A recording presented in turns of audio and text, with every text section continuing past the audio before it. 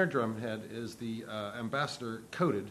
I've tried all kinds of different things. This is like, I think, one of the really old Remos that they've made for a long time, and I've used it for a long time. This drum is a really old drum that I've used. I used this drum on all the hits, and I'm still using it. I think I've had it for maybe 30 years, this snare drum. And this head I've had for rather less than 30 years.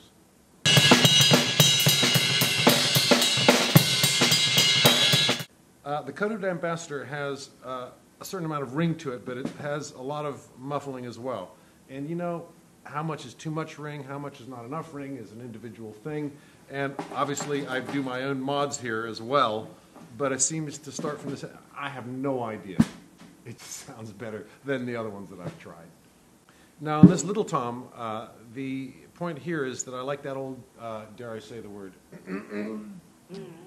jazz. The Joe Morello tom-tom sound, which actually is very ringy and works at kind of low volumes. So that's very ringy sound. I can play the Take 5 drum solo. I have that drum just so that I can do the Take 5 drum solo. But then these guys here, this is where Daddy comes in. And for this you need heft, weight, and rock. So this here, these here, the pinstripe, once again, I have no idea what the physics are or what's going on. I try all the different heads.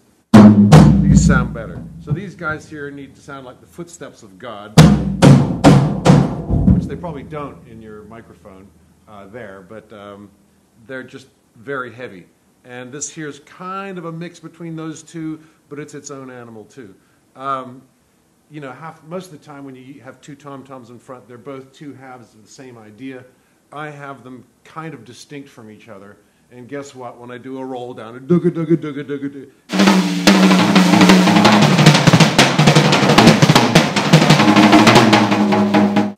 works out just fine.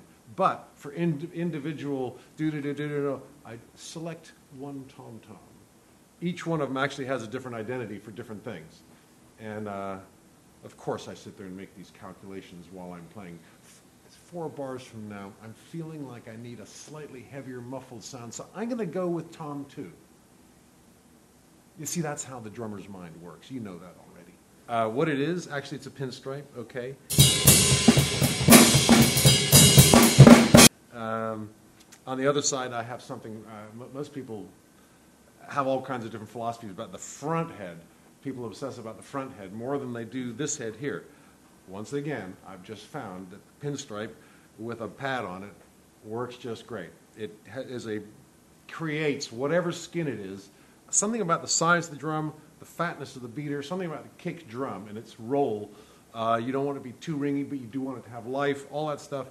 Somehow, it is about the other head. Somehow, this gives you your impulsion, gets the air moving. This head just gets the air moving.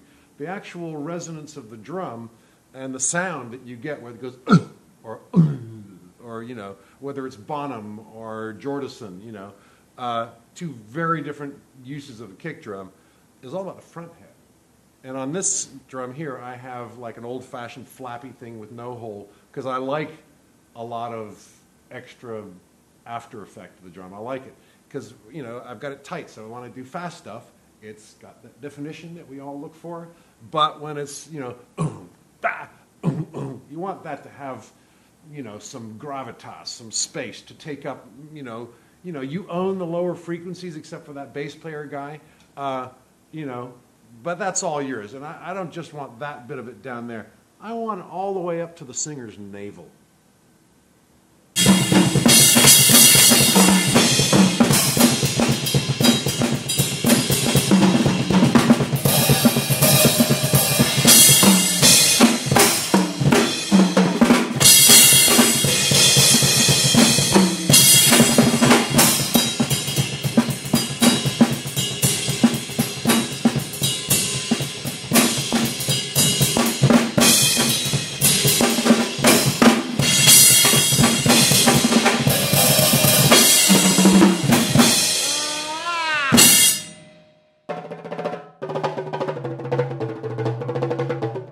For the Octobans, there really is only one head, which is the dot. I don't use dots on any of the tom-toms over there. But for the Octobans, there's that thock sound that just makes them do.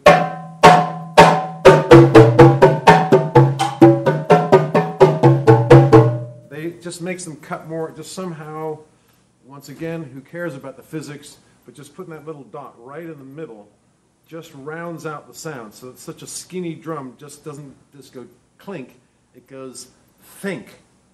And think is better than clink.